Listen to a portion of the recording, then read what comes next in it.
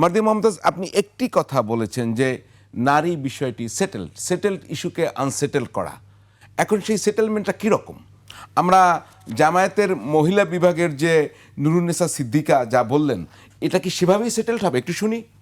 যেখানে আল্লাহ তাআলা পবিত্র কোরআনে বলেছেন আর রিজালু কাওয়ামুনা আলান নিসায়, পুরুষ হচ্ছে নারীদের পরিচালক। আমরা এটা মেনে নিয়েই আমরা ঈমান এনেছি, এটা মেনে নিয়েই আমরা চলছি। গুরুত্বপূর্ণ হলো নারীর অধিকার আদায় হচ্ছে কিনা।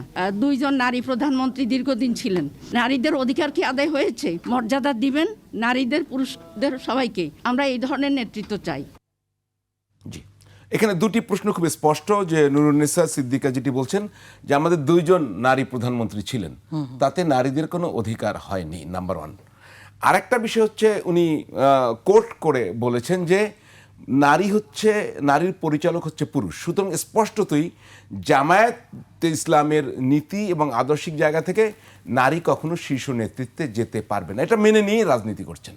আচ্ছা, তাহলে একটি দলের আদর্শ যদি এটা হয়, তাহলে সে যখন যদি সংখ্যাগরিষ্ঠতা নিয়ে ক্ষমতায় যায়, তাহলে এই দলীয় আদর্শ যদি প্রতিফলন না ঘটে, সেটি কি হয়? তাহলে কি তার দল থেকে সে বিচ্ছিন্ন হয়ে যাবে? সে বলছে যে না, এটা আমরা করব কি করব না। তাহলে এই অবস্থানটা কি একটু দেখেন তো, আপনি ভালো করে একটু ব্যাখ্যা করে আমাকে বলেন তো একটু। আচ্ছা, জি, আমিও জামাতে ইসলামীতে যুক্ত হয়েছি 2013 থেকে।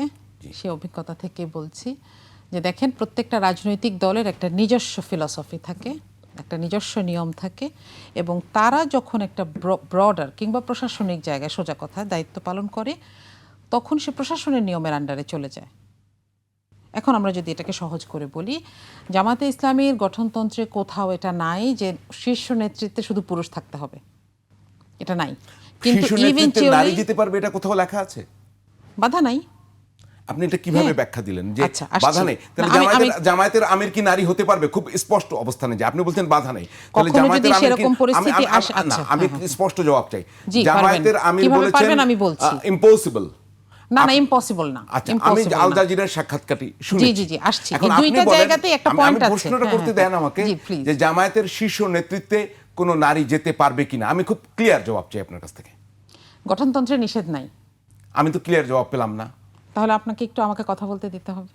আচ্ছা, আপনি বলেন। হ্যাঁ, সেটা হচ্ছে এখানে ভোটে হয়। হ্যাঁ, এবং যদি কখনো এরকম হয় কোনো নারী সেরকম যোগ্যতা সম্পন্ন, তিনি হয়তো ভোটে যাবেন। কিন্তু এখানে একটা ব্যাপার আছে, ইন্টারনালি শুধুমাত্র এই একটা পদকে পুরুষের জন্য এক্সক্লুসিভ রাখা হয়েছে, এবং জামাত এটা কখনো গোপন করে না। যেমন ধরেন যে বিদায়ী শুরা, যারা পরামর্শ করে কর্মপন্থা নির্ধারণ করেন, যে একটা বছর শেষ হলে বিদায়ী শুরা পরের বছরের জন্য একটা প্যানেল করে দেন, যে এখানে কিন্তু কোনো প্রার্থী থাকে না, কোনো ক্যান্ডিডেট থাকে না। তো রুকনরা তাদেরকে ভোট দিবেন, এই প্যানেলের ভেতরেও ভোট দিতে পারেন, বাইরেও ভোট দিতে পারেন।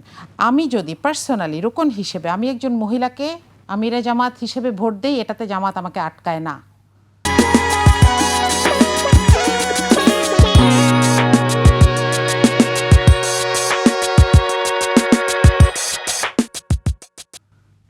বুঝা গেল? আচ্ছা, এখন এখানে একটা কথা বলি আপনাকে। আমরা যেটা বলেছি সেটা আমরা একবারই বলেছি, একই কথা। আপনি দেখবেন আল জাজিরায় আমিরে জামাত যেটা বলেছেন, নুরুন্নেসা সিদ্দিকাও সেই একই কথা বলেছেন, যে এখানে ধরা হয় যে এই দায়িত্বটা অনেক বড়, তাকে সারা দেশে ট্রাভেল করতে হয়, সাধারণত এখানে পুরুষ যাওয়ার কথা। কিন্তু এটা কিন্তু জামাতের পদ। আমি আপনাকে প্রমাণ দেই যে প্রশাসনিক কাজে গেলে এই নিয়ম মানার কোনো বাধ্যবাধকতা নাই। গত 15 বছরে জামাতের 38 জন ভাইস চেয়ারম্যান, 48 জন ওয়ার্ড কমিশনার, এবং আপনাকে বলি জামায়াতের আমির বলেছেন এবার একবারও নারী প্রার্থী নেই, তারা ভবিষ্যতের জন্য প্রস্তুত নিচ্ছেন। জামাতের জন্ম 1941 সালে। বিদায়ী যারা স্বৈরাচার হিসেবে বিদায় নিছে, সে আওয়ামী লীগের জন্ম কবে? তারপরে। এই জামায়াত 1941 সালে জন্ম নেয়ার পরও এখনো কি প্রস্তুতি নেবে? এটা কিভাবে বিশ্বাস? আমি এটা জবাব দিব, আমার কথাটা শেষ করি। জি, আচ্ছা, যেটা বলছিলাম যে বিভিন্ন প্রশাসনিক দায়িত্বে জামাতের মহিলারা দায়িত্ব পালন করেছেন, নির্বাচিত হয়েছেন, কম্পিট করেছেন আরো বেশি। সেখানে তো জামাত আটকায় নাই। ভাইস চেয়ারম্যান হয়েছেন, ইউনিয়ন পরিষদ মেম্বার হয়েছেন, সেখানে আটকায় নেই। কারণ প্রশাসনিক দায়িত্বের জন্য লোক তৈরি করার জন্যই তো সংগঠন, ঠিক আছে, তাদেরকে সেখানে প্রতিনিধিত্ব করার জন্য আটকানো হয় নাই। সুতরাং এখানে কথাটা পরিষ্কার যে দলের ভেতরের যে সিস্টেম সেটা জাতীয়ভাবে বা প্রশাসনিকভাবে অ্যাপ্লিকেশনের কোনো বাধ্যবাধকতা এখানে নাই, বরং সেখানে যেখানে যেই নিয়ম সেটা পালন করা হবে, সেটার ক্ষেত্রে জামাতের কোনো রেস্ট্রিকশন নেই। এই যে কোরআনকে কোট করলেন জি। নুরুন্নিসা আপা কোট করলেন, আমি তো আসলে কোরআন বোদ্ধা নই, জি জি। এই কোট করে কি কোরআন কি নিষেধ করেছে যে শীর্ষ পদে অথবা প্রধানমন্ত্রী পদে অথবা রাষ্ট্রপতি পদে নারী যেতে পারবে না? এই আয়াত দিয়ে কি আমরা সেটা বুঝতে পারি? এটা কি তাই কিনা একটু না, আমাকে উনি কিন্তু সেটা বোঝান না, উনি জামাতের নেতৃত্বের কথা আমি বুঝিয়েছেন। ওনারটা বলছি না, ওনারটা বলছি না, বলছি এই আয়াত কি তাই বলে কিনা, আমি ঠিক তো বুঝতে পারি না। দেখেন ওনার কথার ব্যাখ্যা উনি দিবেন। না না, আপনি তো আয়াতটা শুনেছেন। আসি, আপনি এটার তো আয়াতটা ব্যাপারটা শুনেছেন, হচ্ছে আপনি তো বলা বলছেন। হয়েছে যে আর আমার রিজাল প্রশ্নটা এড়িয়ে ওয়ামুন যাচ্ছেন আলান আপনি। নিসা, যে পুরুষ নারীর অভিভাবকত্বের জায়গায় আছে, সেইটাকে ব্যাখ্যা করতে উনি এই কথাটাকে ব্যাখ্যা করতে আয়াতটাকে ব্যবহার করেছেন। এখন এটা উনি বুঝবেন, কিংবা আর যে আমার না, না, চাইতে ভালো আপনার ধর্ম ব্যাখ্যা কি? আমি বুঝেন সেটা তিনি জানতে বলবেন। চাচ্ছি। আপনি তো এই আয়াতটা পড়েছেন। আমি বলেছি আপনাকে, এটা শুধু জামাতের শীর্ষ পদের কথা বলা হয়েছে, এটা কোনো প্রশাসনিক পদের কথা বলা হয় মানে জামায়াতের জন্য এই আয়াতটা প্রযোজ্য নাকি? নিজের দলের জন্য, যে এটার জি, জি। অনুসরণে কিন্তু ইসলাম তো একদম যতক্ষণ কোড অফ পর্যন্ত- কমপ্লিট লাইফ, আমি শুধুমাত্র জামাতের জন্য কোনো প্রযোজ্য আমি হবে? একটু শেষ করব। জি বলুন। সেটা হচ্ছে যে এখানে মনে করা হচ্ছে জামাতের যিনি যে কোনো দলের, দেখেন আমি এরপর আপনাকে কয়েকটা উদাহরণ দেব, আপনি যদি আমি আমাকে একটা সময় প্রশ্ন দেন। আপনার জন্য রেখে দিয়েছি, আপনি শেষ হ্যাঁ, করুন আপনি না। যদি আমাকে সময় দেন, সেটা হচ্ছে যে দেখেন ছাত্রদল ছাত্রলীগ কোনোদিন তাদের সমন্বিত কমিটির প্রধান, এই যে সেই শুরু থেকে শেষ পর্যন্ত আজকে পর্যন্ত কোনো মহিলাকে দেখেছেন? কিংবা শেখ হাসিনা যদি শেখ মুজিবের কন্যা না হতেন তাহলে কি তাকে ওইখানে দেখতেন? এই কথাগুলো সবাই বলে না। আপনি বলেন ইউএস আর্মির প্রধান হিসেবে কখনো কখনো মহিলাকে দেখবেন? এখানে কোনো রেস্ট্রিকশন নাই, না না না, কিন্তু আপনি দেখবেন রেস্ট্রিকশন, না। নো রেস্ট্রিকশন, আমি সেটাই জি। বলছি। এখানে বলা নাই। এখন ধরেন ব্রিটিশ প্রধানমন্ত্রী তো আমরা নারী পেয়েছি, বাংলাদেশে তো পেয়েছি, সুতরাং এখানে রেস্ট্রিকশন নাই, আমি সেটাই বলছি। এটা জামাতের ক্ষেত্রেও সত্যি যে রেস্ট্রিকশন নাই, পরিস্থিতি হলে দেখা যাবে, কিন্তু সাধারণত এটা হয় না, কারণ এই দায়িত্বটা বড়। সেটা যদি বলেন, এখানে পরিস্থিতি জাতীয়ভাবে হলে দায়িত্ব কি পালন করছেন জামায়াতে তিনি। কোনো নারী আমির হতে পারবে? বাধা নাই, গঠনতন্ত্রে কোনো বাধা নাই, অবশ্যই আপনাদের পারবেন। জামাতের যে গঠনতন্ত্র তাতে জামা হতে পারবে? জি পারবে। Very good.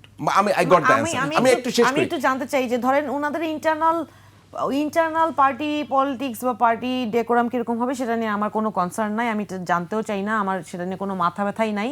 এটা আসলে জাতির জন্য মাথা ব্যথার বিষয় না, যে যার দল করবে তা করবে। কিন্তু প্রশ্ন তো আমি সেটা জানতে নিয়েই চাই, কথা করা হচ্ছে, তাই না? আমি আসলে আপনার কাছে জানতে চাই যে ধরেন আপনারা যে আমাদের সাথে যে জোট হয়েছে, এখন যদি আমরা দাবি করি যে এই ভদ্রমহিলা যোগ্য, তাকে প্রধানমন্ত্রী এই জোট থেকে বানান, ধরেন আমি নিজেকে দাবি করলাম যে সেটা আমাকে, কি 2001-এ পরিষ্কার হয় না? এখন আমি এইটার জানতে জবাব চাই দেন। যে এই মুহূর্তে আপনারা এইটা যদি প্রস্তাব করা হয় তাহলে আপনারা রাজি হবেন কি? কোনো অসুবিধা নাই।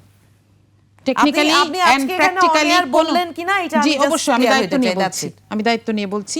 এবং 2001-এও এই একই অবস্থানে থেকেই বেগম খালেদা জিয়াকে সমর্থন দেওয়া হয়েছে এবং তার সরকারের সাথেই কাজ করা হয়েছে, তাতে ইসলামের কোনো ব্যত্যয় ঘটবে না। কোনো ঝামেলা হয় নাই।